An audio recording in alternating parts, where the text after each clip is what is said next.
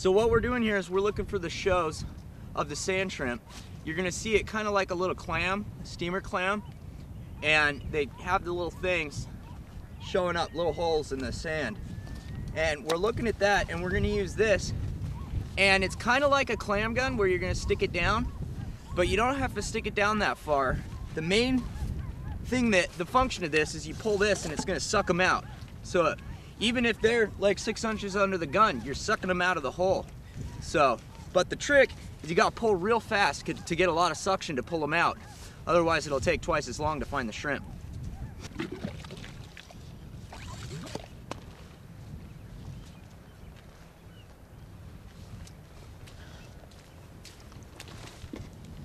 Well, we got our bait. We got a really good haul. Got a bunch of shrimp, look at that.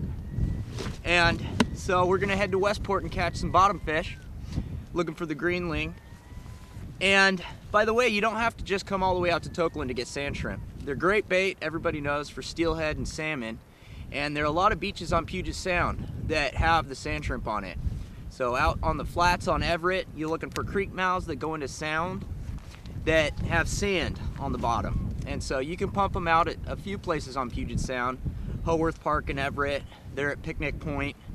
And those are the ones that I go to when I'm fishing the Sky or the northern rivers, stocking up for the sturgeon or the steelhead. So we're gonna head out to Westport and see what we can do. Looking for some fish.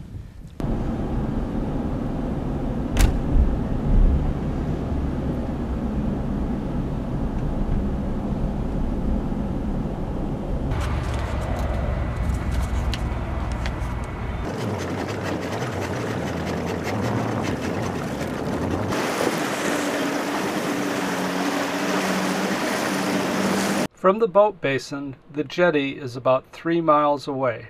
The jetty itself is about a mile long, and although you could walk to the end of it, it's not advised due to the exposed position you'll be in. No bananas on the boat! First fish right off the bat. Little Nice. guy? Not Yeah, bad. Not bad. It'll fry up good. Delicious. So we're off the jetty, and it's a bit of a swell here, makes things interesting. Trying to keep us where we need to be. We got our first one in short order, nice little sea bass. Gonna get some more. So we're drifting along the jetty. We've got a sea anchor out to slow down our drift. And we're marking fish, but they're not in the biting mood right at the moment.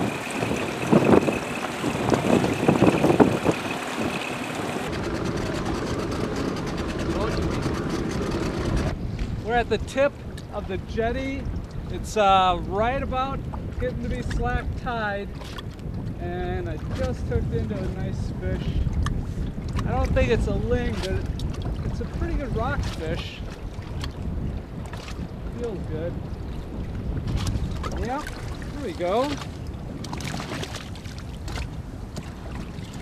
There we go. So it's been slow, there's no doubt. I mean, we've not seen a lot caught, and they're schooling, but they're not biting. But maybe this is a sign of things to come. Caught this guy on got a white tube, and then I put a piece of shrimp that Nate got this morning.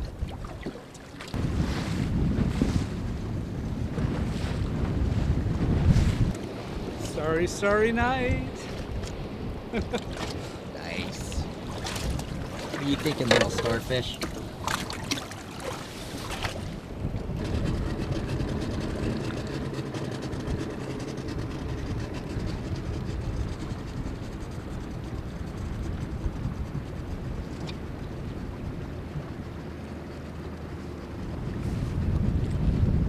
Maybe.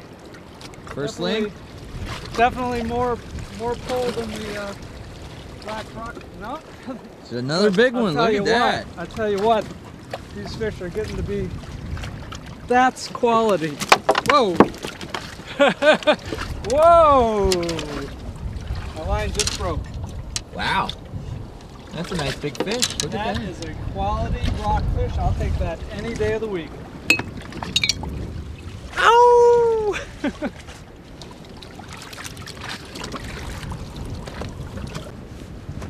Good one, Nate? He sure hit like it. I think it might be another starfish that can swim.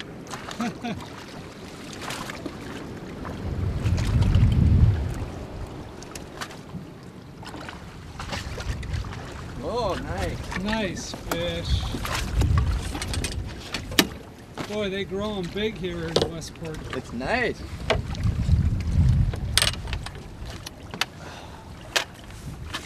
Ah, that's yes. nice.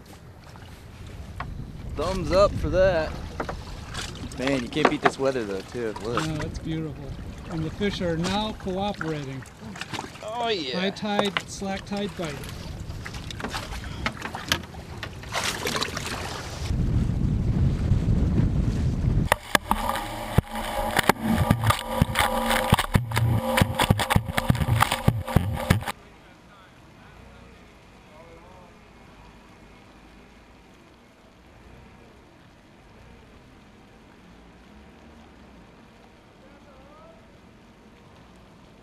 So Nate, we didn't find the lingcod we were looking for.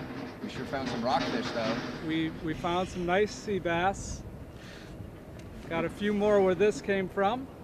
So, you know, it took a little while to dial in just where they were. We figured it out though. We got a good luck charm here. We did. We got a good luck charm, and you know, if you get a chance to come down to Westport, the jetty, you can walk it. Be careful, it is slippery and rocky, no paths. You've got to dig your way along, but if you get out in a boat, you can pound the jetty from the boat. So check it out. This is a great place to come, and it's really not too far from the greater Puget Sound area. All right, thanks a lot, Nate. Yeah. I'm back here at home. The boat's all put away, and I wanted to show you guys some of the gear that we use out on the salt for bottom fish. Bottom fishing is really a pretty simple fishery. There's not a lot of rocket science, not a lot of fancy gear. When I go, I will bring out two types of rods. I'll bring a spinning rod, and I'll have 8 to 12 pound monofilament on this.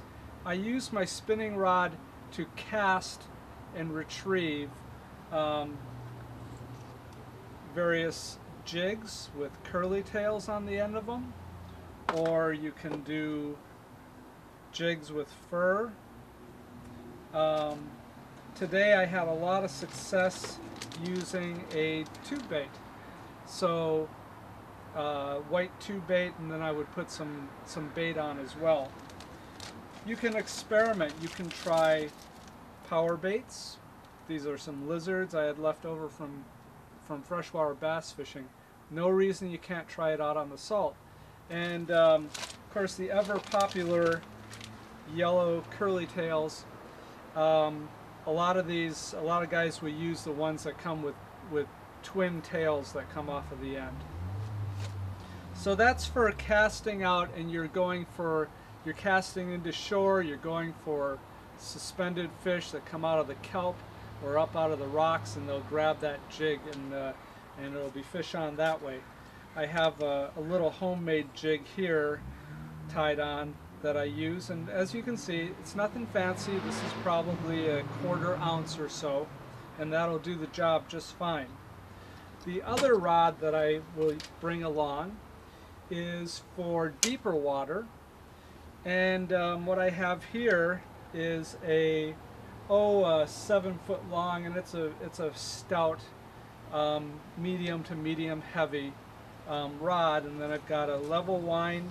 Now if I was going to fish much below 60 feet or so, I would probably bring a level wind that has braid on it so I can really get down deep.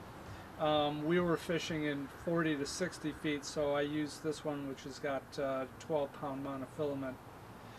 I like the left hand retrieve more than the right. It just feels more natural and easy pulling the fish up. Pulling the fish up with my right arm and reeling with my left.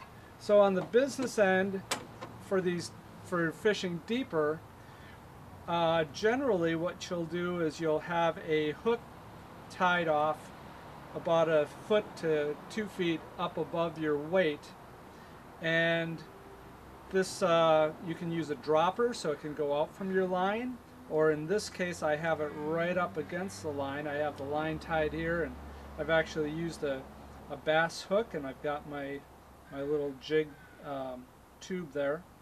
And then on the end, on the weight, depending on the amount of wind, the amount of tide, and the depth, you're going to use anywhere from 2 ounces on up to 6, 7, 8 ounces. I will pour my own homemade weights. This is just a lead weight with a little wire in there to tie onto, so if I lose this, it's no big deal. It doesn't cost much. Lead right now is 50 cents a pound, so it's pretty cheap. Pretty cheap if you can pour your own lead. So you're going to let this out, and you're going to let it go all the way down, make contact with the bottom. Depending on how much tide and wind is pushing you along, you may have to let line out. You want to be checking in with the bait, feeling that weight bouncing along the bottom, and you just wait for the fish to hit. Now, as you reel it in, don't forget you may very well get suspended sea bass as you're reeling in too. So try that as well. Be ready for that bite. So just a couple rod and reels and lure setups for you. There's all kinds of options you can try, so I just encourage you to go out there and experiment. Sea bass are very willing biters. When they're on the bite, they'll take a lot of different baits. So go out there and just have fun.